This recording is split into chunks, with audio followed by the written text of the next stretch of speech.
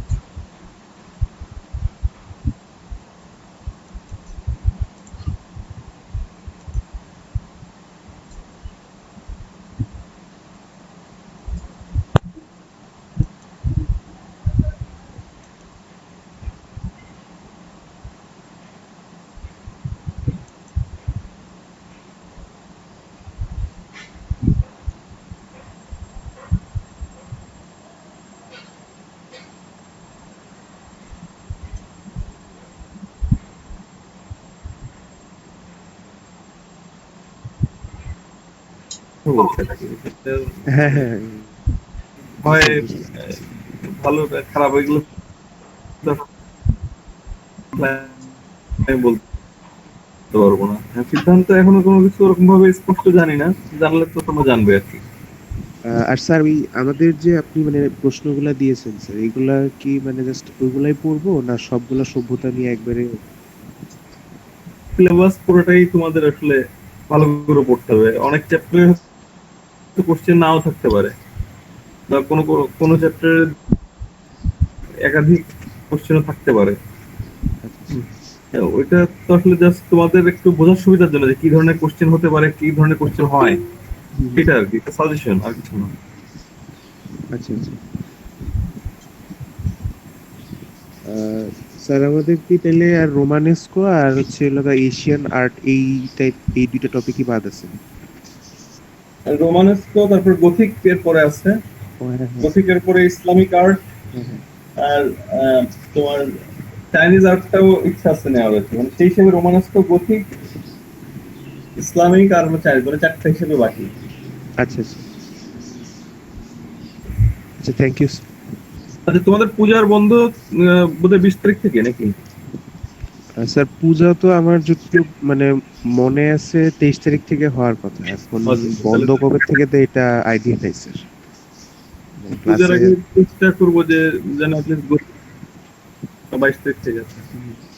আর বন্ধ পূজা 22 বন্ধটা তারিখ বলতে থেকে। পারতেছি না স্যার। এখন এটা হচ্ছে লগা আমাদের সেটা আমি টিচারদের খেয়াল উপর, করি। এটা আমাদের টিচারদের উপর ডিপেন্ড করবে আর কি, ডিপার্টমেন্টে কিরকম কোন স্যার কবে বন্ধ দেয়। অ্যাটলিস্ট 20 তারিখ পর্যন্ত ধরলে, তার আগে যদি পারি গতিকটা যদি শেষ হয় আলোচনা, তাহলে খুব ভালো হয় আর কি।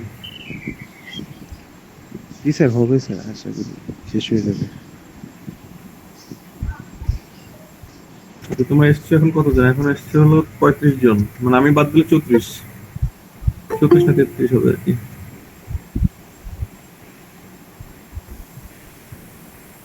তো আজকের যে আলোচনার বিষয়টা সেটা হলো রোমানেস্ক আর্ট। রোমানেস্ক কথাটার মধ্যে তো দেখতে পাচ্ছি রোমান শব্দটা আছে, তাই না? এই ওয়ার্ডটার মধ্যে রোমান ব্যাপারটা আমরা পাচ্ছি, এবং এটার অর্থ কিন্তু তাই।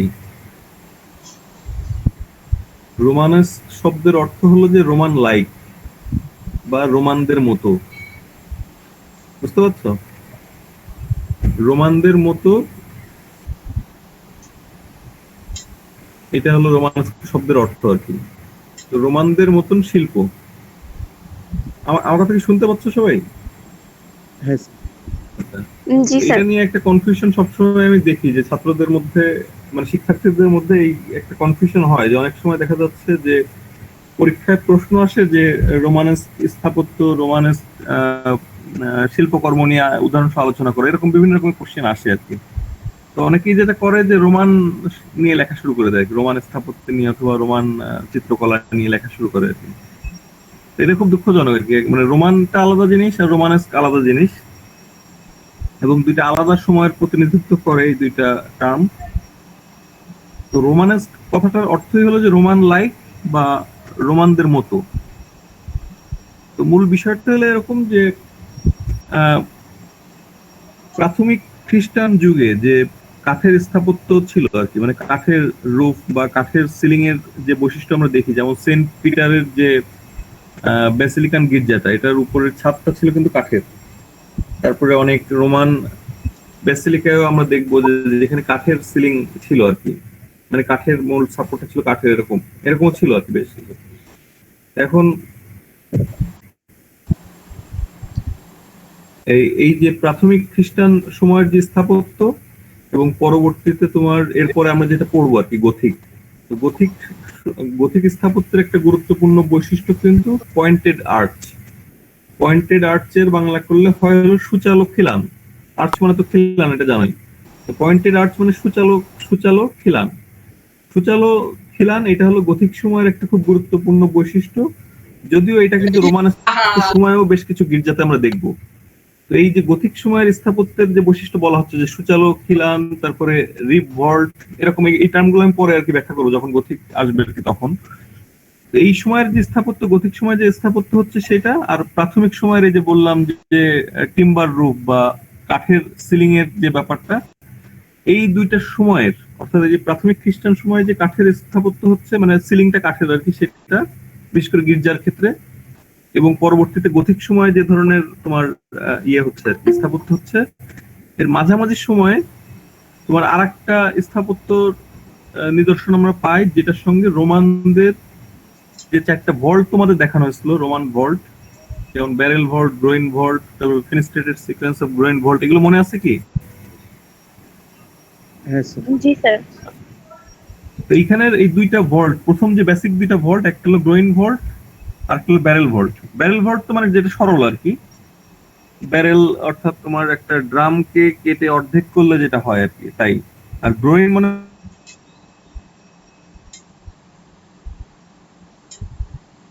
যায়, তাহলে সেটা হচ্ছে গ্রোয়েন ভল্ট, তাই তো। তো এই যে রোমান সময় স্থাপত্যের যে গুরুত্বপূর্ণ যেটা ভল্ট, সেই দুইটা ভল্টের মতন ছাদ এই রোমানস্ক সময়ের স্থাপত্য আমরা দেখব। তো এই জন্যই বলা হচ্ছে যে রোমানস্ক অর্থাৎ রোমানদের মতন। আমি কি বিষয়টা তোমাদের বোঝাতে পেরেছি নাকি না, মানে কারো কোনো কনফিউশন থাকলে বলো। স্যার ব্যারেল ভোল্ট আর কোনটা জানি বললেন? গ্রোয়েন ভল্ট, আচ্ছা স্যার। ব্যারেল ভল্ট আর গ্রোয়েন ভল্ট।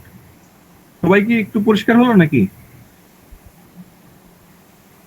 জি স্যার। জি স্যার। আচ্ছা, আমি আরেকবার তোমরা যদি চাও আমি কিন্তু তাহলে এই রোমান সময়ের যে ভল্ট সেটা একটু দেখাই নিয়ে আসতে পারি, হয়তো অনেকের সাহায্য হতে পারে। আমি একটু দেখাই, মানে রোমানস্ক রোমানদের মতন কেন বলা হচ্ছে। এর কারণ হলো যে রোমান স্থাপত্যের খুব গুরুত্বপূর্ণ দুইটা উপাদান, একটা হলো ব্যারেল ভল্ট আর একটা হলো গ্রোইন ভল্ট। এই সময় এসে আবার নতুন করে ব্যবহার করতে দেখবো। যদিও রোমানরা যে কংক্রিটের ঢালাই মানে ব্যবহার করে ভল্ট গুলো করতে, এখানে কিন্তু ঢালাই করে করা হচ্ছে না, পাথর দিয়ে করা হচ্ছে। এটা কিন্তু একটা বড় পার্থক্যের জায়গা। এই জন্যই পুরাপুরি রোমান বলা যাচ্ছে না, রোমানদের মতন বলা হচ্ছে। রোমানরা হলো তোমার ঢালাই কে প্রাধান্য দিত, আর এই সময় এসে পাথর কেটে কেটে ওই ব্যারেল ভল্ট এবং গ্রোয়েন ভল্টের মতন ছাদ বা ভল্ট তৈরি করা হচ্ছে। আমি একটু তোমাদের দেখাই গ্রোয়েন ভল্ট আর ব্যারেল ভল্ট।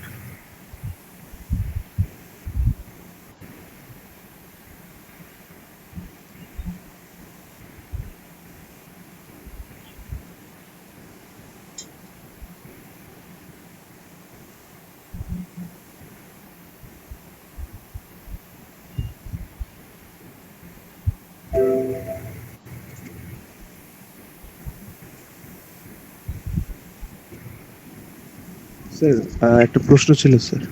হ্যাঁ, স্যার তাহলে কংক্রিটের যেহেতু স্যার ব্যবহার শুরু হয়ে গেছিল স্যার অনেক আগে, তাহলে তারা আবার কেন মানে পাথর দিয়ে এই ইয়েটা করতো? এটা খুব এটার ভালো একটা পিছনে কি প্রশ্ন করছো। এটা আমি তোমাদের এই যে প্রাথমিক খ্রিস্টান সময়ও বা বাইজেন্টাইন সময়ও এটা কিন্তু বলা হয়েছে যে এর কারণটা আসলে ক্লিয়ার না, যে কেন মানে এত আপডেট একটা ভার্সন, এত আপডেট একটা পদ্ধতি, একটা প্রযুক্তি আবিষ্কারের পরেও তারপরে কেন আবার সেই ইয়েতে গেল, এটা আসলে ব্যাখ্যা করাটা খুব কঠিন ব্যাপার। মানে আমি আসলে ক্লিয়ার বলতে পারবো না যে কেন। তো এটা নিয়ে বিশেষজ্ঞদের মধ্যে অনেক আলোচনা যে কেন কংক্রিটের মতন এত আধুনিক এবং একটা উপকরণ বা কৌশল থাকার পরেও কেন আবার তোমার কাঠে ফিরে আসতে হচ্ছে বা এই পাথর কেটে কেটে ইয়ে করা হচ্ছে আর কি। যেমন এটাও তোমার স্যার এটার কারণ কি স্যার রোমানকে পুরোপুরি বর্জন করার জন্য হতে পারে?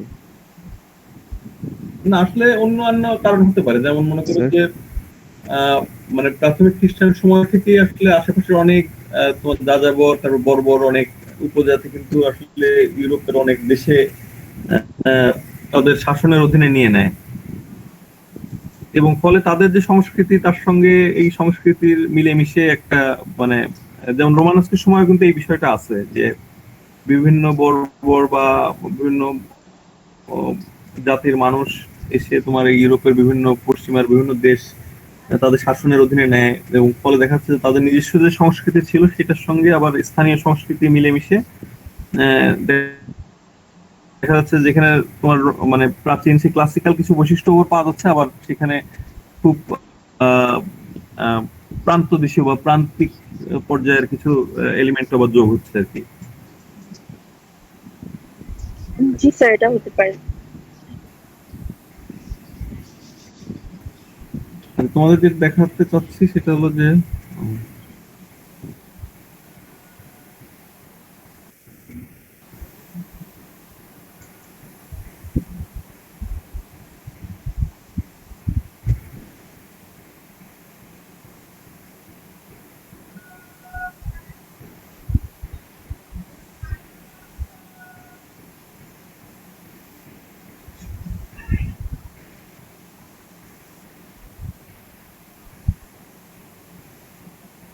দেখতে পাচ্ছ আশা করি। দেখা যায় রোমান কংক্রিট কনস্ট্রাকশনের অনেক রকমের ভল্ট আসলে হতো, তার মধ্যে চারটা তোমাদের দেখানো হচ্ছে এখানে যার মধ্যে রোমানেস্কো যে কারণে বলা হচ্ছে যে তোমার, আচ্ছা একটু সময়টা লিখে নাও সবাই, রোমানেস্কো আর্টের যে সময়কালটা সেটা একটু লেখো। 1050 থেকে 1200, 1050 থেকে 1200 অর্থাৎ 11 এবং 12।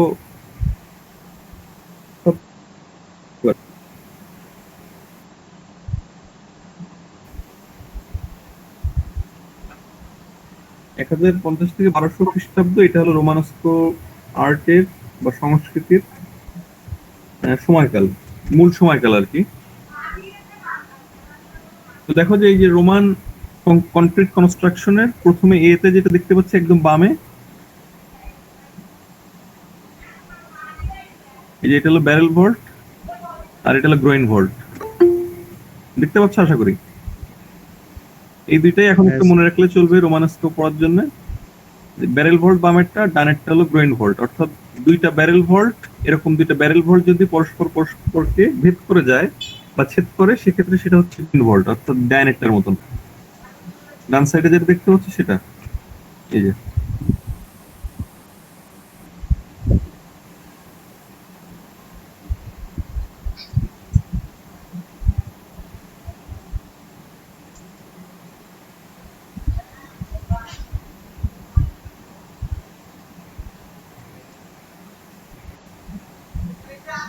এখন আবার পুরোনো স্লাইডটা দেখা যাচ্ছে আশা করি, সমস্যা হলে বলো।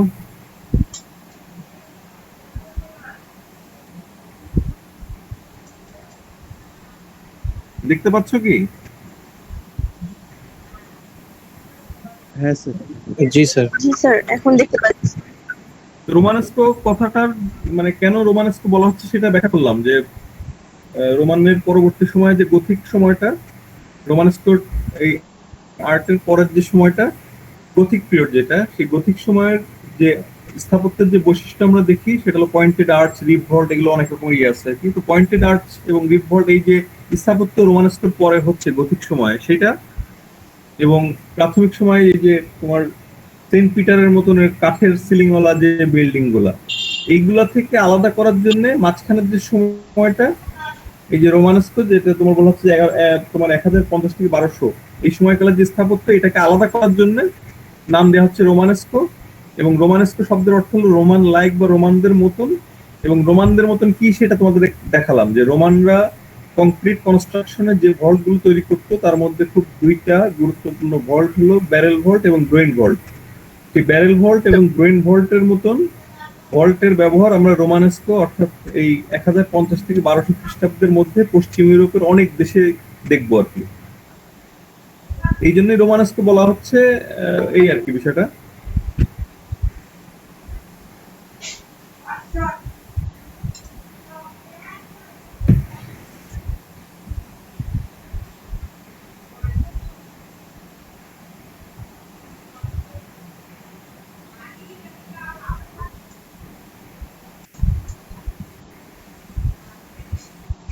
এখন রোমানেস্কোর সময়ে এসে তোমার অর্থনৈতিক, সামাজিক, রাজনৈতিক ক্ষেত্রে কিন্তু বেশ বড় কিছু পরিবর্তন করার মতন আর কি। যেমন একটা হলো যে এতদিনকার যে সামন্ত প্রথা আর কি, বা এই যে সম্রাটদের যে শাসনের যে ব্যবস্থা, একজন সম্রাটের অধীনে বিশাল একটা দেশ বা বিশাল একটা অঞ্চল থাকে। এবং আচ্ছা একটু দাঁড়াও,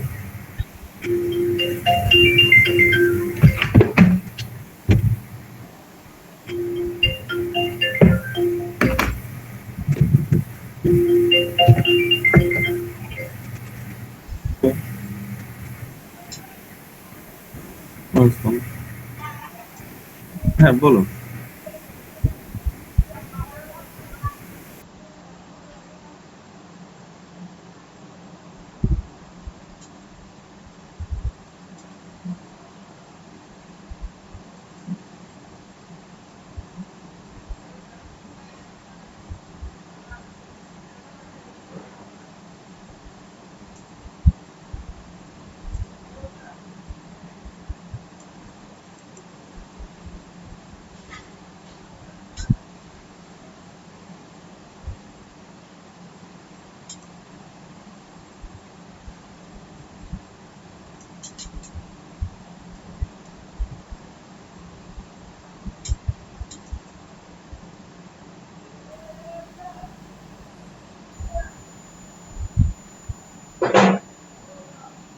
স্যার আমি কিছু শুনতে পাচ্ছি না। স্যার ফোনে কথা বলতেছে। ও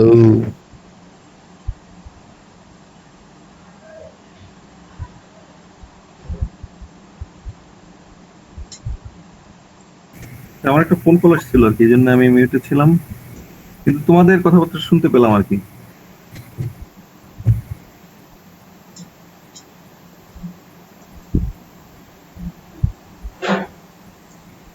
রোমানস্কের সময় এসে যেটা গুরুত্বপূর্ণ একটা পরিবর্তন, যে বণিক সম্প্রদায়ের উত্থান, অর্থাৎ যারা ব্যবসা বাণিজ্য করে এরকম একটা সম্প্রদায়ের খুব রেডিক্যাল একটা পরিবর্তন আসলো আর কি। মানে খুব গুরুত্বপূর্ণ একটা, এবং যেহেতু তারা অর্থনৈতিক ভাবে অনেক শক্তিশালী হয়ে উঠতে শুরু করলো, ফলে দেখা যাচ্ছে যে আহ, তারা যে অঞ্চলে ব্যবসা বাণিজ্য করে সেই অঞ্চলে বিশেষ করে যেমন পোতাশ্রয় বা তোমার বন্দর এলাকা, যেটা যেখানে জাহাজ থেকে মাল আসে, মাল পাঠানো হয়, খালাস হয় আর কি, এই ধরনের যে এরিয়াটা, এই ধরনের এরিয়াগুলো কিন্তু শহরে পরিণত হওয়া শুরু করলো। বুঝতে পারছো? তো বণিক সম্প্রদায়ের উত্থান এবং এই যে নতুন নতুন শহর তৈরি হওয়া, এবং সেই শহরগুলো সাধারণত হচ্ছে তোমার বন্দর এলাকায়, যেখানে তোমার আহ, নৌকায় জাহাজে করে বিভিন্ন অঞ্চলে জিনিসপত্র পাঠানো হয় এবং জিনিসপত্র আসে। তো ফলে এতদিনকার যে তোমার শাসন ব্যবস্থা, সেখানেও কিন্তু পরিবর্তন আসলো, কারণ এই যে ব্যবসায়িক সম্প্রদায়, তারা চাইলো যে শাসকের সঙ্গে একটা চুক্তিতে আসতে, যে আমাদের এই অঞ্চলটার নিয়ম কানুন গুলো যতটা পারা যায় করে আমাদের সুবিধার্থে করা হোক, এবং এইটার জন্য বাৎসরিক যে একটা ইয়ে দেওয়া হয়, সেটা আমরা কর বা ইয়ে দিতে হয়, পরিতোষক দিতে হয় ইয়েকে, সম্রাটকে, সেটা আমরা দিব, কিন্তু এইগুলোর ভিতরে এই এর মধ্যে যে নিজস্ব আইন কানুন বা ইয়ে থাকবে, সেগুলোর ব্যাপারে আমরাই আর কি নিজেদের মধ্যে ফয়সালা করে নেবো, এরকম আর কি। অর্থাৎ এই যে নতুন একটা বণিক সম্প্রদায়ের উত্থান, যারা তোমার বেশ অর্থনৈতিকভাবে শক্তিশালী এবং রাজনৈতিকভাবে আস্তে আস্তে শক্তিশালী হয়ে ওঠা শুরু করে।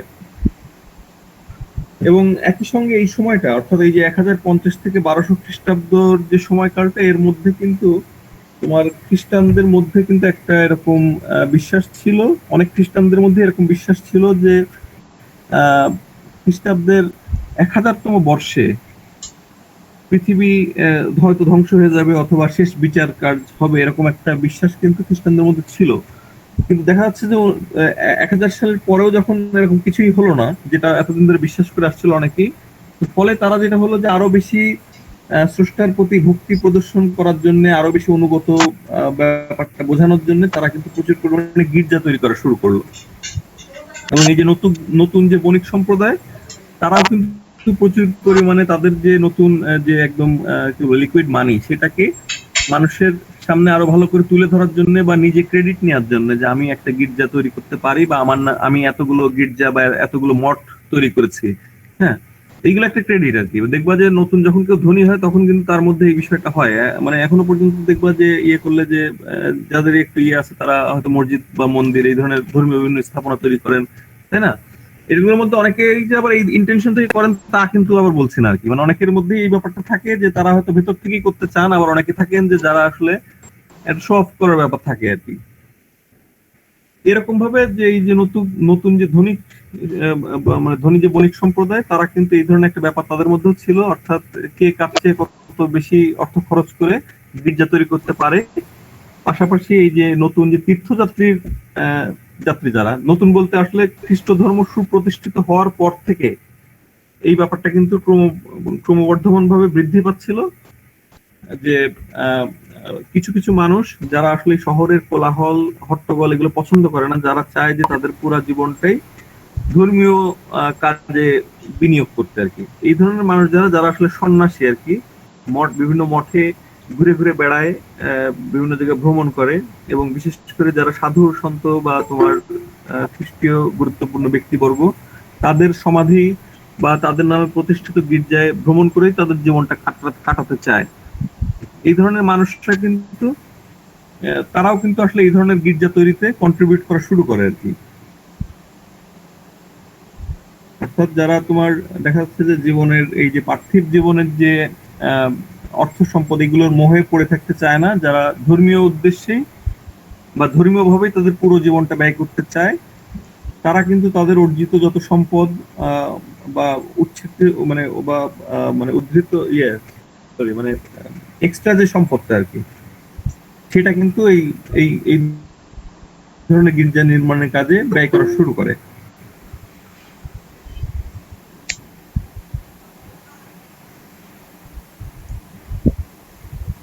এবং এইসব গির্জা বা মঠের যে যাজকরা আছেন বা প্রধান যে ব্যক্তি, ধর্মীয় যে প্রধান ব্যক্তি, তারাও কিন্তু চাইতেন যে অন্য অন্য অন্য অন্য অন্য যে কারো চেয়ে তার গির্জাটা আরো বেশি সুন্দর হোক, আরো বেশি জাঁকজমকপূর্ণ হোক।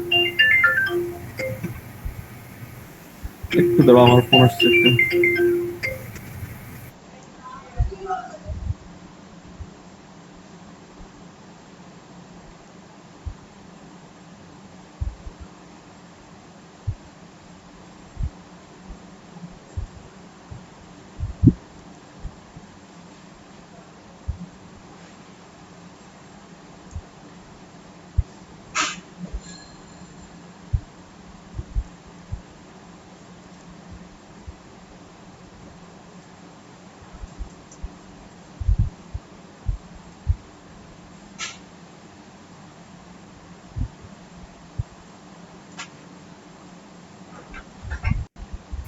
স্লাইডটা দেখতে পাচ্ছ? না হ্যালো, আচ্ছা। না স্যার। না স্যার, দেখা যাচ্ছে না। ফোন আসছে, আমি মিউট করতে যে আসলে মানে নিজে লিভ হয়ে গেছে আর কি মিটিং থেকে, পরে আবার নিজে জয়েন করলাম ওই লিংক থেকে।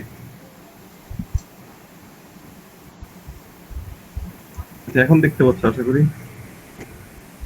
তো মূল অবস্থাটা আসলে কেমন সেটা তোমাদের আসলে ব্যাখ্যা করলাম, যে সামাজিক অর্থনৈতিক যে পরিবর্তনটা এবং বিভিন্ন কারণে আর কি, যেমন ধর্মীয় একটা কারণ, যে খ্রিস্টানদের মধ্যে বিশ্বাস ছিল যে হয়তো 1000তম দিনে এসে পৃথিবী শেষ বিচারের কাজটা হবে, বা পৃথিবী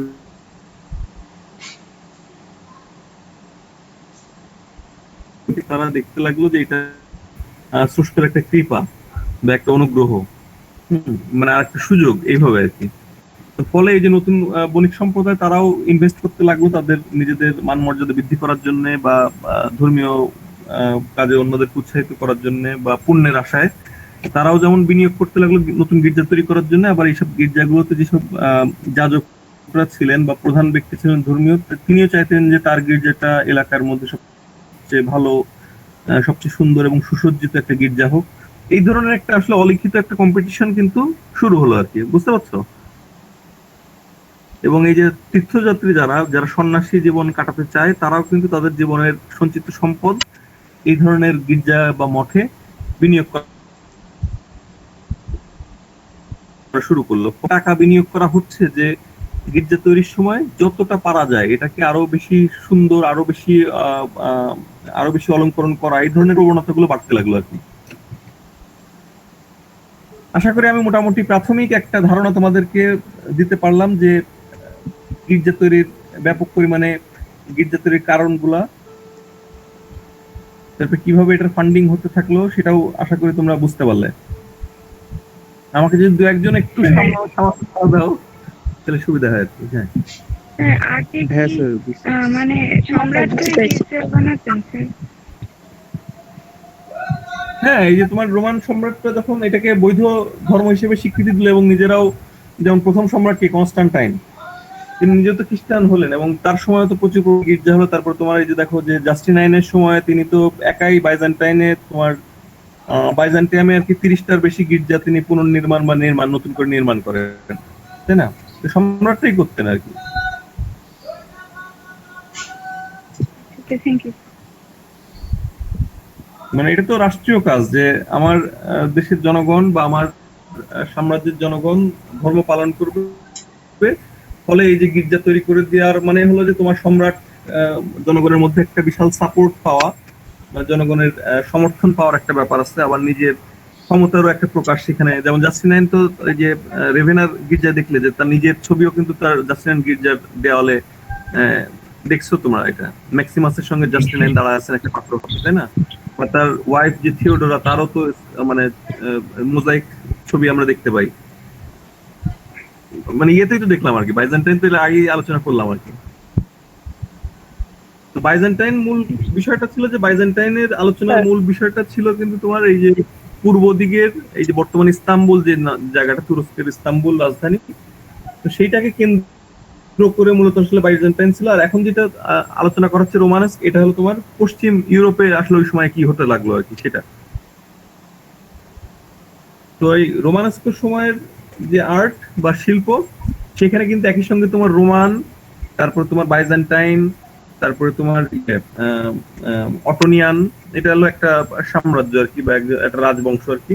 তারপর এই ধরনের আর কি, তারপর করোলিঞ্জিয়ান, এই ধরনের, তারপর মুসলিম, এই ধরনের মানে ইসলামিক স্থাপত্য বা ডেকোরেশনের অনেক এই ধরনের বেশ কয়েকটা সোর্স থেকে কিন্তু রোমানেস্ক সময়ের আর্টের বিভিন্ন এলিমেন্ট গুলো এসছে আর কি। ফলে তোমার রোমানেস্ক হলো এমন একটা টার্ম আর্টের ক্ষেত্রে যেখানে কিন্তু আসলে নির্দিষ্ট কোনো এলাকাকে বা নির্দিষ্ট কোনো রাজবংশর উদ্ভূত মানে রাজবংশের সৃষ্টি করা কোনো শিল্পকলা বা কোনো অঞ্চলের, যেমন তোমার এই যে মিশর বা মেসোপটেমিয়া, যেমন একটা মানে নদী কেন্দ্রিক বা একটা দেশের নামে বা একটা অঞ্চলের নামে তোমার শিল্পের নাম হচ্ছে, তাই না? রোমানেস্কে কিন্তু বিষয়টা এরকম না। রোমানেস্ক হলো তোমার এমন একটা টার্ম আর্টের ক্ষেত্রে যেটা বলতে মূলত আসলে একটা স্টাইল বা একটা শৈলীকে বোঝাচ্ছে। ফলে দেখা যাচ্ছে যে রোমানেস্ক এই যে 1050 থেকে 1200 এই যে সময়কালটা বললাম, এই সময়কালের মধ্যে তোমার ফ্রান্স, ইংল্যান্ড, জার্মানি, বিভিন্ন অঞ্চলে, স্পেন, এরকম বিভিন্ন অঞ্চলে কিন্তু একদম সেম একই টাইপের শিল্পশৈলী দেখতে পাবো, তাও কিন্তু আবার না। যেমন ইটালিতে আমরা যে ধরনের গির্জা দেখবো, সেখানে কিন্তু আবার সেই প্রাথমিক খ্রিস্টান সময়ের মতনই আহ কাঠের সিলিং দেখতে পাবো অনেক ক্ষেত্রে আর কি। আবার মনে করো যে তোমার এই যে ফ্রান্সেও কিছু কিছু জায়গায় আমরা দেখবো যে কাঠের সিলিং, যেটা তোমার একদম প্রাথমিক খ্রিস্টান সময়ের ব্যাসিলিকান গির্জাতে আমরা দেখি। আবার ইটালিতে যে ধরনের গির্জা তৈরি করা হয়, সেখানে কিন্তু বেল টাওয়ার, বেল টাওয়ার তো বুঝছো যে বেল মানে ঘন্টা বাজানোর যে টাওয়ার থাকে একটা, সেই টাওয়ারটা ইটালিতে সাধারণত গির্জা থেকে বাইরে আলাদা করে তৈরি করা হয়। আর জার্মানি, ফ্রান্স এইসব অঞ্চলে দেখা যাচ্ছে যে আবার গির্জার সঙ্গেই এই বেল টাওয়ারটা তৈরি করা হয়।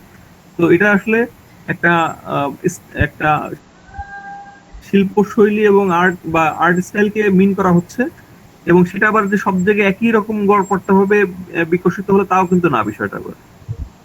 বুঝতে পারছো? অর্থাৎ অঞ্চল ভেদে এর কিছু কিছু পার্থক্য আমরা দেখব, কিছু কিছু মিলও দেখবো আবার। আমাকে শুনতে পাচ্ছ তোমরা সবাই? হ্যাঁ জি স্যার। স্যার। জি স্যার। হ্যাঁ স্যার। মানে পটভূমিটা মোটামুটি একটু বলা হলো আর কি, যে ব্যাকগ্রাউন্ডটা কেমন সেটা বলা হলো। এখন চলো যে আমরা প্রথম একটা স্লাইডে যাই। সেটা হলো যে তোমার ফ্রান্সের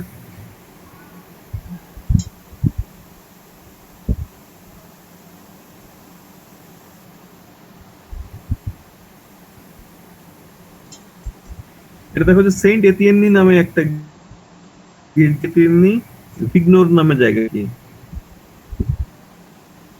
ভিগনোর নামে জায়গা ফ্রান্সের।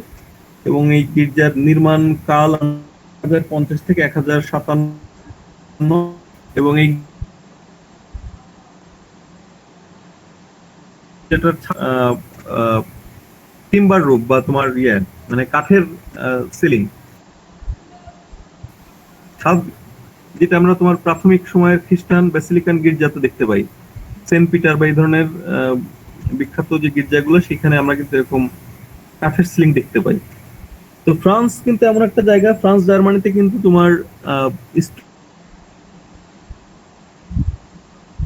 স্টোনের জানা থাকা সত্ত্বেও তারা হয়তোবা এই যে ঐতিহ্য অনুসরণ করে, অর্থাৎ তারা মনে করছে যে যেহেতু প্রথম দিকের গির্জাগুলোর অনেকটারই সিলিং এরকম ছিল কাঠের, কাজেই আমরা কাঠের সিলিং করি, এরকম একটা ধারণা থেকে হয়তোবা করে থাকতে পারে। তো এখানে দেখো যে এই গির্জাটার হাইটটা কিন্তু অনেক বেশ ভালো একটা হাইট আমরা বুঝতে পারছি। এবং দেখো যে নেভ, যেটা অর্থাৎ অ্যাপসের আগে যে লম্বা যে টানা অংশটা, সেটাকে বলা হচ্ছে নেভ।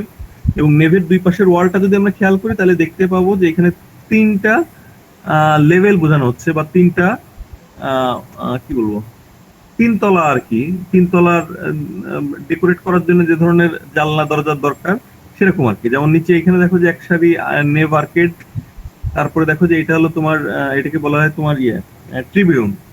ট্রিবিউন অর্থাৎ তোমার গ্যালারি। এইটা যদি ফলস ট্রিবিউন, এইখানে যে সারিটা, এটাকে ট্রিবিউন বা গ্যালারি বলা হয়। এবং এই গ্যালারিটা হলো ফলস গ্যালারি, অর্থাৎ এই গ্যালারিতে মানুষ দাঁড়াতে বা থাকতে পারবে না, কিন্তু এখানে গ্যালারির মতন একটা ভাব বোঝানোর জন্য এই একটা ফলস একটা কুলুঙ্গির মতন করা হচ্ছে বা জানলার মতন একটা শেপ দেওয়া হচ্ছে, কিন্তু আসলে কিন্তু এটা জানলাও না বা তোমার মানুষ দাঁড়ানোর জায়গাও না। আর উপরের যে লাইনটা এটা হলো ক্লিয়ার স্টোরি বা জানলা, আলো আসার জন্য। এই অর্থাৎ তোমার প্রাথমিক খ্রিস্টান সময়ের স্থাপত্যের বৈশিষ্ট্য কিন্তু রোমানস্ক সময়েরও কিছু কিছু গির্জা দেখতে পাই আমরা, বিশেষ করে এই যে কাঠের সিলিং আর কি। এবং সেটা ফ্রান্সেও আমরা দেখতে পাচ্ছি এই যে সেন্ট এতিয়েন্নি নামের গির্জা। এবং এই গির্জার নেভে আমরা 3টা সারি দেখতে পাচ্ছি। নিচেরটা হলো তোমার আইলস এর সারি। আইলস মানে তোমার নেভের 2 পাশে যে এক্সট্রা জায়গা থাকে, এক্সট্রা যে একটা বারান্দা থাকে, যদিও সেই বারান্দাটা কিন্তু খোলা না আর কি, আটকানো বারান্দা, অভ্যন্তরীণ আটকানো বারান্দা আর কি, নেভের 2 পাশে থাকে। তো সেই নেভের সঙ্গে সেই আইলের সঙ্গে নেভের যোগাযোগ করার জন্য এখানে দেখো যে অনেকগুলো দরজার মতন জায়গা 2 পাশে। তারপরে দেখো যে এখানে ট্রিবিউনের কথা বললাম, যেটা গ্যালারি, কিন্তু এটা ফলস গ্যালারি আর কি, মানে অর্থাৎ এখানে সত্যিকার অর্থে কেউ দাঁড়াতে পারবে না বা ভিতরে অনুষ্ঠান দাঁড়িয়ে দেখা যাবে না আর কি। আর তারপরে একদম উপরের লাইনটা হলো ক্লিয়ার স্টোরি, অর্থাৎ জানলা আলো বাতাস আসার জন্য। এই এখন এটা ডায়াগ্রামটা বা ভেতরের প্ল্যানটা কেমন সেটা একটু দেখাই তোমাদের। প্ল্যান অফ সেন্ট এতিয়েন্নি, দেখো যে যেই গির্জাটা কেবল দেখে আসলে সেটারই মানে ডায়াগ্রামটা বা মূল ডিজাইনটা কেমন সেটা। এই যে মাঝখানের এই অংশটাকে নেভ বলা হয়, এটা তোমরা অনেকদিন আগে থেকেই জানো। তারপর নেভের 2 পাশে দেখো যে আইল, আইল হলো অভ্যন্তর। এবং এখানে একটা দেখো যে এখানে মূল প্রার্থনার জায়গা, কিন্তু আমার মাউস পয়েন্টারটা দেখতে পাচ্ছ তোমরা?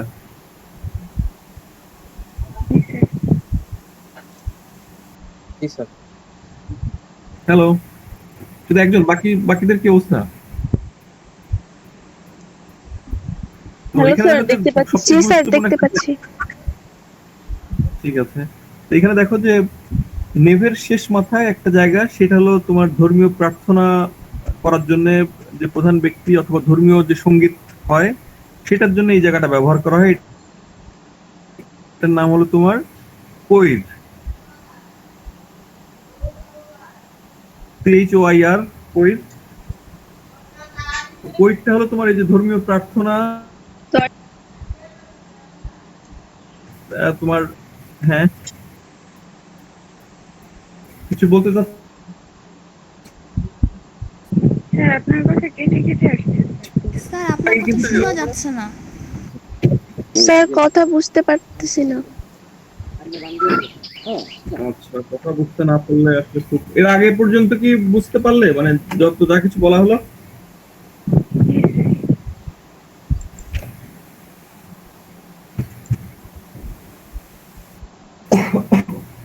স্যার আইল পর্যন্ত ঠিকভাবে শুনতে পেয়েছি। আচ্ছা, এটা আমি আবার প্রথম থেকেই বলি।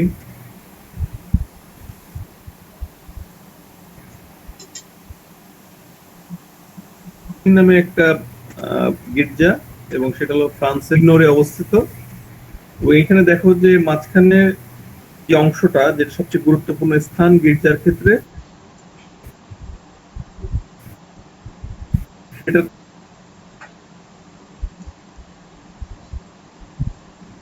স্যার আপনার কথা কেটে যাচ্ছে স্যার। নাও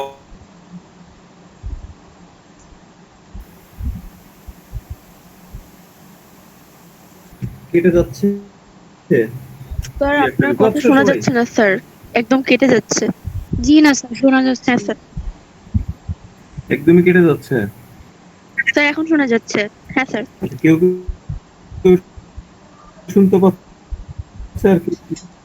এবং দুপাশে 2টা আইল দেখতে পাচ্ছি আমরা। এবং এই আইলটা কিন্তু দেখো যে নেভের একদম শেষ মাথা পর্যন্ত ঘুরে চলে এসছে আর কি। এবং এটাকে এই যে ঘুরে হেঁটে আসার যে রাস্তাটা, এটাকে বলা ও আচ্ছা। কি বলবো, মানে পায়ে হেঁটে ঘুরে আসার রাস্তা। অর্থাৎ এই যে কইরে যখন ধর্মীয় অনুষ্ঠান হচ্ছে বা ধর্মীয় সঙ্গীত গাওয়া হচ্ছে হুম। বা ধর্মীয় বাণী বলা হচ্ছে, তখনও কেউ কিন্তু কাউকে বিরক্ত না করে, মূল ধর্মীয় অনুষ্ঠানকে ডিস্টার্ব বা বিরক্ত না করে পুরা পেছনটা ঘুরে আসতে পারে। মানে কৈরের চারিপাশটা ঘুরে আসতে পারে। এবং এখন কথা হলো যে ঘুরে আসার দরকারটা কি, মানে যখন একটা ধর্মীয় প্রার্থনা সঙ্গীত হচ্ছে বা ধর্মীয় কোনো বাণী বলা হচ্ছে, ধর্মীয় কোনো অনুষ্ঠান হচ্ছে, তখন আসলে দর্শনার্থীদের পেছনে ঘুরে আসার কি দরকার, এটা একটা গুরুত্বপূর্ণ প্রশ্ন। এখন মূল বিষয় হলো যে এই রোমানেস্কোর সময়ে যে বিভিন্ন সাধু ব্যক্তিদের নামে গির্জা, চার্চ বা তোমার এই যে মঠগুলো করা হচ্ছে, তো সেই মঠগুলোতে বা সেই গির্জাগুলোতে সেই সাধু ব্যক্তির ব্যবহৃত জিনিসপত্র বা তার শরীরের কোনো না কোনো অংশ রেখে দেওয়ার একটা ব্যাপক প্রচলন শুরু হয়। এখনো দেখবা যে বিভিন্ন গুরুত্বপূর্ণ ধর্মীয়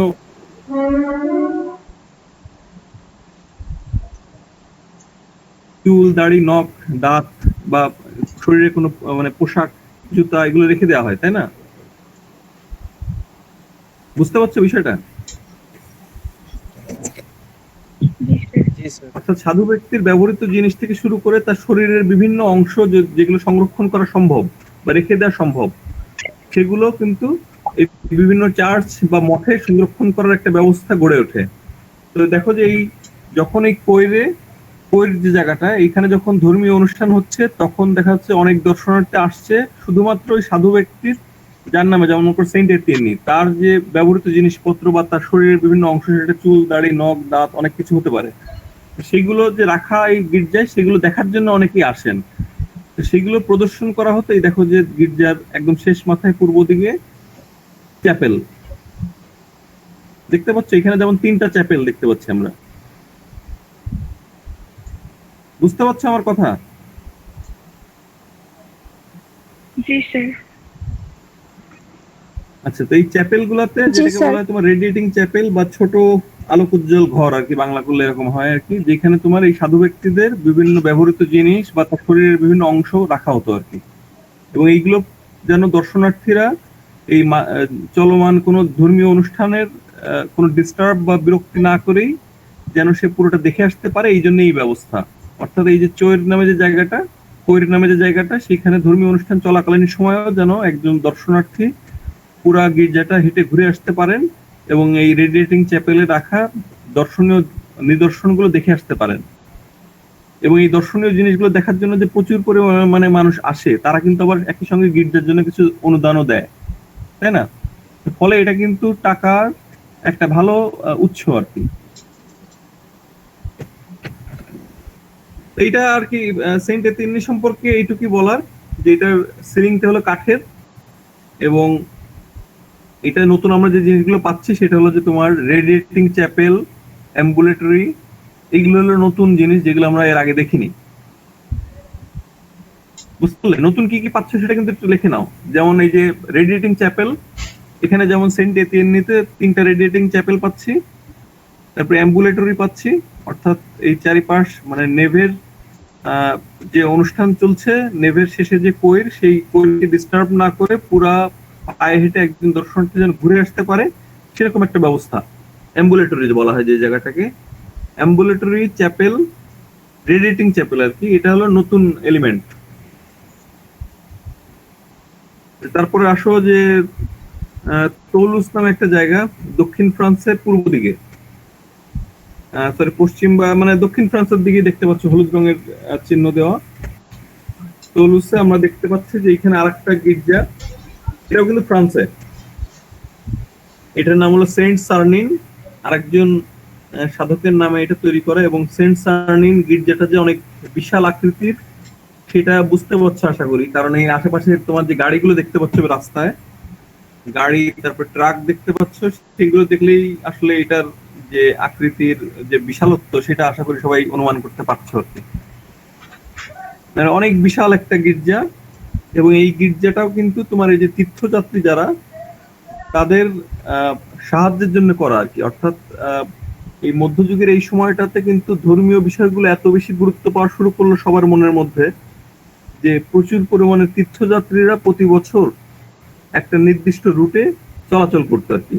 এবং এই নির্দিষ্ট রুটে তোমার দুই পাশে দেখা যাচ্ছে যে বিভিন্ন সাধু ব্যক্তির, বিভিন্ন গুরুত্বপূর্ণ ধর্মীয় ব্যক্তিদের সমাধি বা তাদের নামে চার্চ বা তাদের নিদর্শনগুলো রাখা ছিল এইসব চার্চগুলোতে। এবং সারা বছরই সন্ন্যাসী বা তীর্থযাত্রীদের একটা লাইন কিন্তু এই রুটে থাকতোই। তোমরা একটু ম্যাপটা দেখো, ম্যাপটা দেখলে বুঝতে পারবো। এখানে দেখো যে দেখো বিভিন্ন অঞ্চল থেকে মানুষজন, এই যে দেখো যে এই যে লাইন টানা দেখতে পাচ্ছ, পার্পল কালারের লাইন, বেগুনি রঙের লাইন টানা, যে বিভিন্ন অঞ্চল থেকে মানুষজন স্রোতের মতন প্রতি বছর আসে, এসে কোন কোন রুট দিয়ে যাতায়াত করে সেটা। এই যে সান্তিয়াগো দি কম্পোস্টেলা নামে একটা তীর্থস্থান, এখানে তোমার সেন্ট জেমস মানে যিশুর খুব কাছের একজন শিষ্য, তার সমাধি এবং গির্জা এখানে অবস্থিত। ফলে এই সেন্ট জেমসের সমাধি বা যেটাকে বলা হচ্ছে সান্তিয়াগো দি কম্পোস্টেলা, সেখানে যাওয়ার জন্য প্রতি বছর কিন্তু বিভিন্ন অঞ্চল থেকে অন্যান্য আরো বিভিন্ন গির্জা, তারপরে বিভিন্ন সাধু ব্যক্তির সমাধি ক্ষেত্র হয়ে মানুষজন এই সেন্ট সান্তিয়াগো দি কম্পোস্টেলায় আসতো। লাইনটা দেখে বুঝতে পারছো তো তীর্থযাত্রীরা কোথা থেকে কোথা মানে কোন কোন রুটে যাতায়াত করতো সেটা। এবং এই যে গির্জাটা দেখতে পাচ্ছ এখন এই যে তোলুসের, এটা দেখো এই যে মানে এই যাত্রা পথের মধ্যেই পড়ে, অর্থাৎ প্রচুর পরিমাণে দর্শনার্থী, প্রচুর পরিমাণে তীর্থযাত্রীরা এখানে আসে এবং রেস্ট নেয় এবং এখানে প্রার্থনা করে এবং একই সঙ্গে সাধু ব্যক্তির রাখা বিভিন্ন নিদর্শন সেগুলো দেখে এবং নিজের মনকে শান্ত করে আর কি। এবং মানে এই যে বললাম যে তীর্থযাত্রীরা তো আসলে তাদের লাইফটাই উৎসর্গ করে এই ধর্মীয় কাজে আর কি। শুনতে পাচ্ছ সবাই?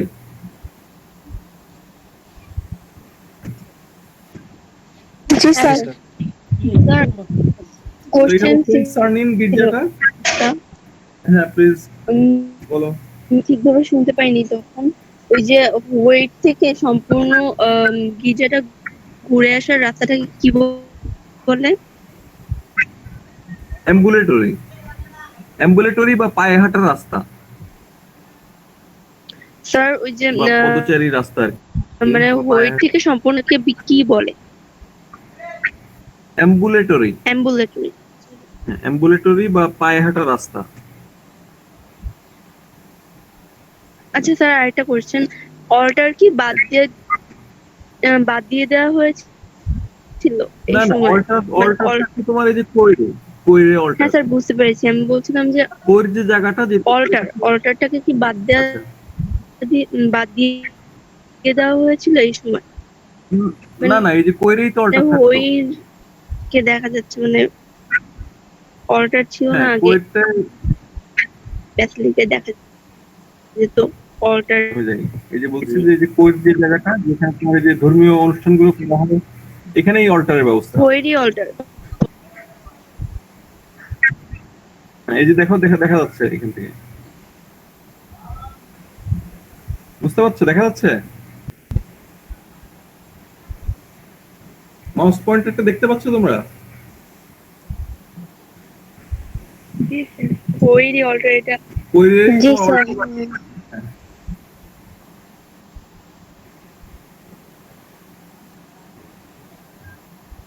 এখন আমরা আসলাম হলো তোলুসের নামে জায়গা, ফ্রান্সের দক্ষিণ দিকে তোলুস, জায়গাটার নাম হলো তোলুস, সেন্ট সার্নিন গির্জার নাম। এবং এটা অনেক বড় একটা গির্জা এবং এই সময় আসলে সবারই ইচ্ছা, তোমার এই যে যারা এখানে টাকা দিচ্ছে বা এই গির্জার যে প্রধান ধর্মীয় ব্যক্তি, সবারই ইচ্ছা হলো যতটা পারা যায় গির্জাটাকে আরো বড় করে তৈরি করা, কারণ যত বেশি বড় করে তৈরি করা যাবে তত বেশি দর্শনার্থী সন্ন্যাসীদের এখানে জায়গা দেওয়া যাবে। ফলে এই যে সেন্ট সার্নিনের যে বিশালত্ব, এই যে বিশাল করে নির্মাণ করার যে প্রবণতা, বর্ষণ কি বের হয়ে গেছিল আবার?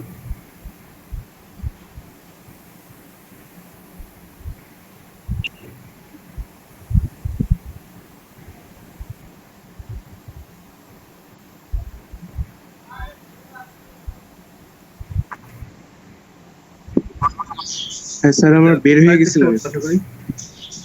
এখানে দেখো যে ট্রান্সেপ্ট আগে আমরা দেখিনি তা না, যেমন এর আগেও কিন্তু বেশ কিছু ট্রান্সেপ্ট আমরা দেখে এসেছি, কিন্তু সেই ট্রান্সেপ্ট গুলা কিন্তু এত বিশাল আকৃতির ছিল না।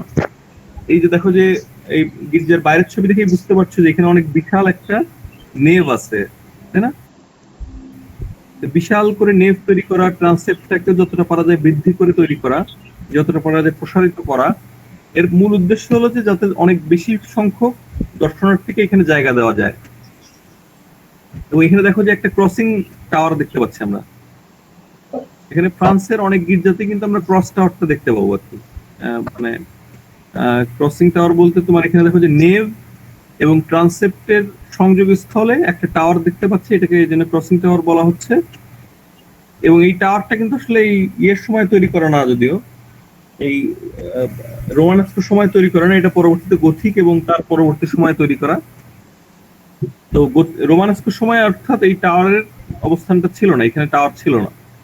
এর ভেতরটা কেমন সেটা আমরা একটু দেখে আসি। দেন বাইরের দিকটা দেখতেই পাচ্ছ,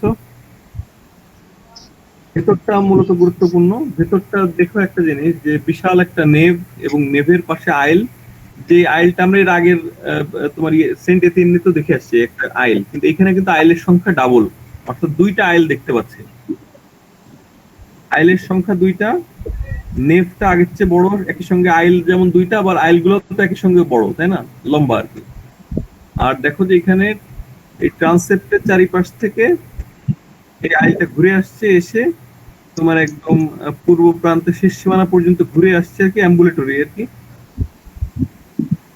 এবং এখানে দেখো যে এখানে কিন্তু রেডিয়েটিং চ্যাপেল আমরা দেখতে পাচ্ছি, যেমন এর আগে আমরা সেন্ট এথেনিতে দেখে আসছি, সেরকম রেডিয়েটিং চ্যাপেল এখানেও দেখতে পাচ্ছি। কিন্তু এখানে দেখো যে রেডিয়েটিং চ্যাপেলটা কিন্তু ট্রান্সেপ্টে পর্যন্ত চলে আসছে, তাই না, ট্রান্সেপ্টেও রেডিয়েটিং চ্যাপেলটা চলে আসছে। অর্থাৎ রেডিয়েটিং চ্যাপেলের মানে ব্যবহারের পরিমাণটা আগের চেয়ে অনেক বেশি। একই সঙ্গে তোমার নেভ, আইল এইগুলার আগের চেয়ে বেশি বড় করে তৈরি করা হচ্ছে, এবং আইলের সংখ্যা 2, ডাবল আইল করা হচ্ছে, যাতে অতিরিক্ত মানুষ এখানে জায়গা করে নিতে পারে। এখন দেখো যে এখানে দুই পাশে আইলে ক্রস চিহ্ন দেওয়া, তাই না, মানে ক্রস চিহ্ন বলতে এখানে ডট ডট দিয়ে একটা ডিজাইন বোঝানো হচ্ছে।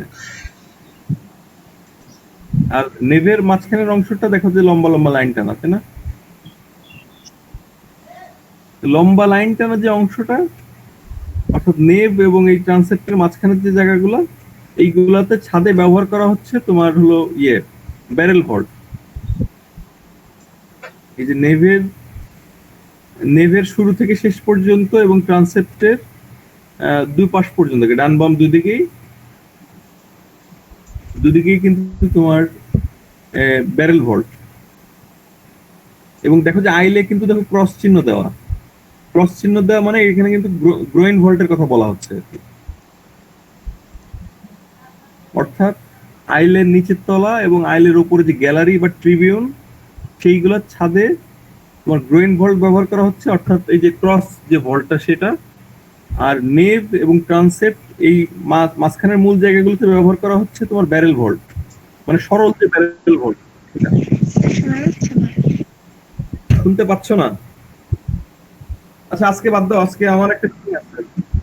স্যার এটা কি বলেন যে আইলের ওইখানে কি বলবো? এখানে বলতে পারছি যে তোমরা যদি ডিজাইনটা দেখে দেখতে পারো, মানে যদি দেখতে পারো সবাই ডায়াগ্রামটা, তাহলে দেখো যে আইলের এখানে তো ডাবল আইল, তাই না, এবং ডাবল আইলের এই যে চৌকো চৌকো যে ছোট ছোট জায়গাগুলা, প্রত্যেকটা কিন্তু ক্রস চিহ্ন দেখতে পাচ্ছি আমরা একটা করে, তাই না,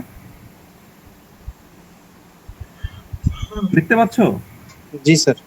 হ্যাঁ স্যার। ক্রস চিহ্ন দিয়ে তোমাদের এখন বোঝানো হচ্ছে যে এখানে হলো তোমার গ্রোইন ভল্ট ব্যবহার করা, অর্থাৎ ক্রস যে ভল্টটা, দুইটা ব্যারেল ভল্ট একে অপরকে ছেদ করলে সেটাকে কি বলা হচ্ছে, গ্রোইন ভল্ট, তাই না। এই আইলস এর জায়গাগুলোতে যেখানে ক্রস চিহ্ন দেখতে পাচ্ছ, এর মানে হলো এখানে গ্রোইন ভল্ট ব্যবহার করা হয়েছে।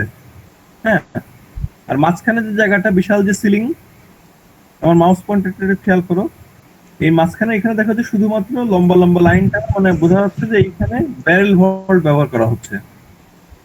অর্থাৎ মূল যে সিলিং সবচেয়ে হাই পয়েন্ট যেখানে, সেইখানে ব্যারেল ভল্ট ব্যবহার করা হচ্ছে, এবং সেই ব্যারেল ভল্টকে সাপোর্ট দেওয়ার জন্য নেভের দুই পাশে যে আইল এবং তার উপরে যে ট্রিবিউন থাকে, গ্যালারি থাকে উপরে, সেইগুলাতে ব্যবহার করা হচ্ছে তোমার গ্রোইন ভল্ট।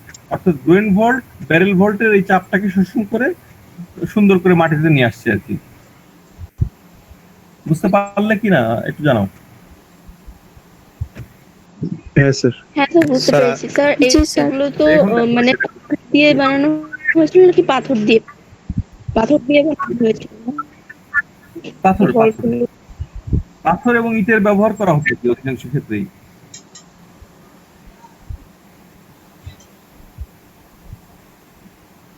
এখন দেখো যে এই যে তোমার তোলুসের যে ইয়েটা দেখতে হচ্ছে, ইন্টেরিয়র অফ সেন্ট সার্নিন, এই যে গির্জাটা, এটার মাঝখানে নেভের উপরে দেখো যে ব্যারেল ভল্ট ব্যারেল ভল্ট দেখতেই পাচ্ছ। এবং এই দুই পাশে দেখো যে নিচের তলায় যে আইল, যেটা দুই পাশে তো আইল, তাই না? নেভের দুই পাশে আইল থাকে, এই আইল গুলোর ছাদে কিন্তু আবার তোমার গ্রোইন ভল্ট, ব্যারেল ভল্ট না, গ্রোইন ভল্ট। এবং এর উপরে যে ট্রিবিউন, এই ট্রিবিউনটা কিন্তু সত্যি সত্যি ট্রিবিউন, অর্থাৎ এর আগে যে গির্জাটা আমরা দেখলাম সেটা কিন্তু ফলস ট্রিবিউন ছিল, অর্থাৎ ট্রিবিউনের মতন দেখতে, কিন্তু আসলে সেখানে দাঁড়ানোর কোনো জায়গা ছিল না। কিন্তু এখানে কিন্তু আসলেই মানুষের দাঁড়ানোর বা উপরে যাওয়ার একটা ব্যবস্থা আছে। এবং সেই ট্রিবিউনের উপরে যে সিলিংটা সেটাও কিন্তু ব্যারেল ভল্ট, সরি ব্যারেল না, গ্রোইন ভল্ট। অর্থাৎ ট্রিবিউনের ছাদ এবং আইলসের ছাদ দুইটাই কিন্তু গ্রোইন ভল্টের তৈরি। আর নেভের উপরে যে ছাদটা দেখতে পাচ্ছি সেটা হলো ব্যারেল ভল্ট। এবং ব্যারেল ভল্ট মাঝখানে ব্যবহার করার কারণে ব্যারেল ভল্টের যে বিপুল পরিমাণে চাপ সেটাকে শোষণ করে নেওয়ার জন্য এবং আইলের যে সঙ্গে যে পিলার গুলো সেগুলোকে আরো বেশি শক্তিশালী করার জন্য কিন্তু এই যে আইল এবং ট্রিবিউনের উপর যে সিলিং, অর্থাৎ নিচতলার যে সিলিং এবং দোতলার যে সিলিং, আইল এবং তার উপরে ট্রিবিউনের উপরে, এইগুলাতে ব্যবহার করা হচ্ছে তোমার গ্রোইন ভল্ট। কারণ কি, তোমার গ্রোইন ভল্টে কিন্তু তোমার প্রেসারটা পড়ে আসলো 4টা পায়ের উপরে মেন, আর ব্যারেল ভল্টে প্রেসারটা পড়ে সরাসরি ওয়ালের উপরে। বুঝতে পারলাম কিনা আমি কনফিউজড? বুঝতে পারছো বিষয়টা? জি স্যার। জি স্যার। ভালো। জি স্যার। জি স্যার। এটার আরেকটা ভিউ আর কি, যে নিচের তলার আইলসে দেখো যে সেখানে গ্রোইন ভল্ট ব্যবহার করা হচ্ছে, উপর তলার ট্রিবিউনেও কিন্তু তোমার গ্রোইন ভল্ট ব্যবহার করা হচ্ছে তোমার ব্যারেল ভল্ট। যেই কারণে রোমানেস বলা হচ্ছে আর কি এই সময়ের স্থাপত্যকে।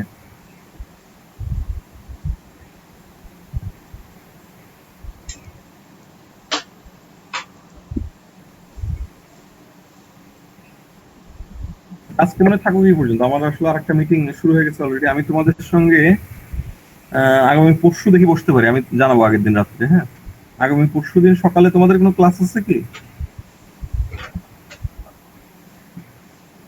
মানে আজকে স্যার আমাদের কামাল স্যার ক্লাস নেবে বলছে বৃহস্পতিবারে সকালবেলা। আচ্ছা, তাহলে থাকো। হ্যাঁ স্যার, মানে আমাদের একটু সাবমিশন। ঠিক আছে স্যার। ঠিক আছে, সময় ভালো থাকলে তাহলে দেখা হবে। আর পড়ালেখাটা নিজেদের মতন করে নিজেরা একটু চালাই যেতে হবে, কিন্তু পরীক্ষা হবে কি না হবে এই ভেবে আর কি সময় নষ্ট করো না আর কি। আচ্ছা স্যার।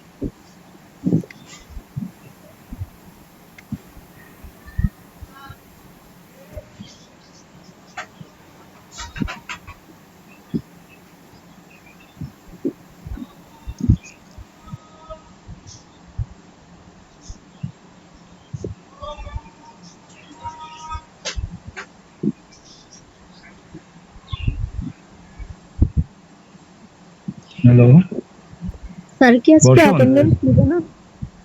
হ্যাঁ দাদা বলেন। তো অ্যাটেন্ডেন্স বলছি। নিবে না? Please sir. স্যার কি চলে গেল? স্যার তো চলে গেছে। হ্যাঁ হ্যাঁ হ্যাঁ। এই বর্ষণ বলছি, আজকে ক্লাসের প্রথমে কি ওই যে পরীক্ষা ছুটি এই সংক্রান্ত কোনো কথা হয়েছে? আমাকে দেরি করে জানতে। হ্যাঁ, আমি ছিলাম না।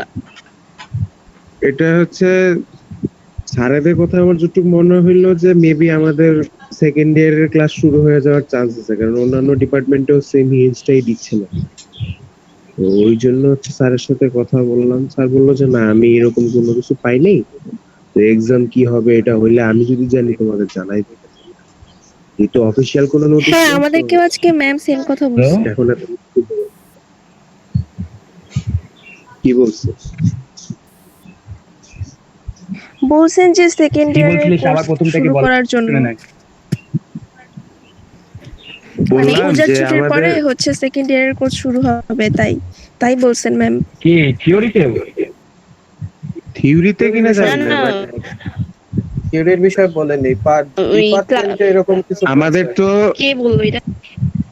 দাদা কোন ডিপার্টমেন্ট? আমাদের পেইন্টিং এ হচ্ছে লাগা আমাদের আর দুইটা সাবমিশন রয়েছে বুঝছেন, প্রতিটা ইয়ারেরই, মানে ফার্স্ট ইয়ার সেকেন্ড ইয়ার দুইটা না না শোন, আমাদের শোন না, আমাদের হচ্ছে অ্যানাউন্সমেন্ট হয়ে গেছে যে হচ্ছে আমাদের এখন যেটা চলছে মানে দুর্গা পুজোর আগ পর্যন্ত যে কোর্সটা আছে ওইটা আমার হচ্ছে ফার্স্ট তার মানে আমরা পূজার পর এসে সেকেন্ড ইয়ারে ক্লাস করবো স্কাল্পচার আর কি। থিওরিতে কি বলতেছে সেটা জানতে চাচ্ছিলাম। থিওরিতে স্যারের সাথে কথা বললাম, তো স্যার বললো যে আমি এখনো কোনো নোটিশ পাই নাই, বাট কি হবে এটা এখন আমরা শিওর না। অনলাইনেও পরীক্ষা হইতে পারে, আর আবার theory এমনও class আছে হচ্ছে- যে নাও হইতে পারে।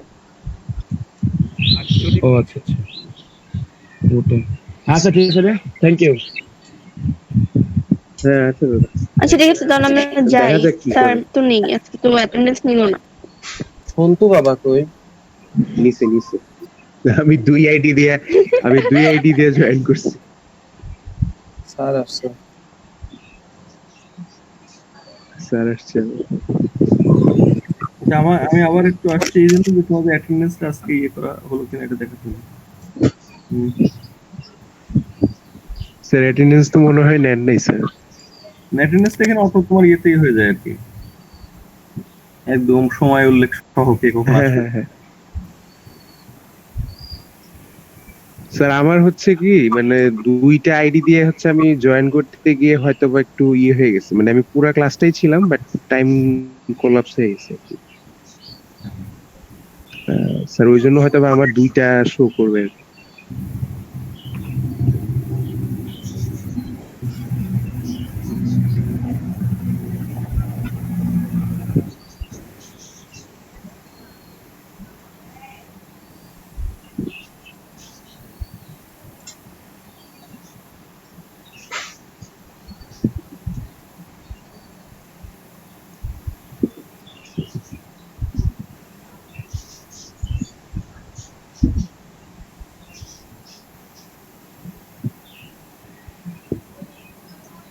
স্যার তাহলে লিভ নেই। আসসালামু আলাইকুম। হ্যাঁ অবশ্যই। আসসালামু স্যার। হ্যাঁ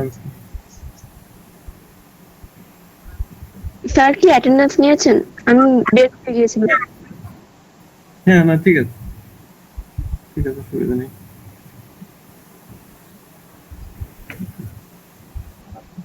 ওকে স্যার, আসসালামু আলাইকুম।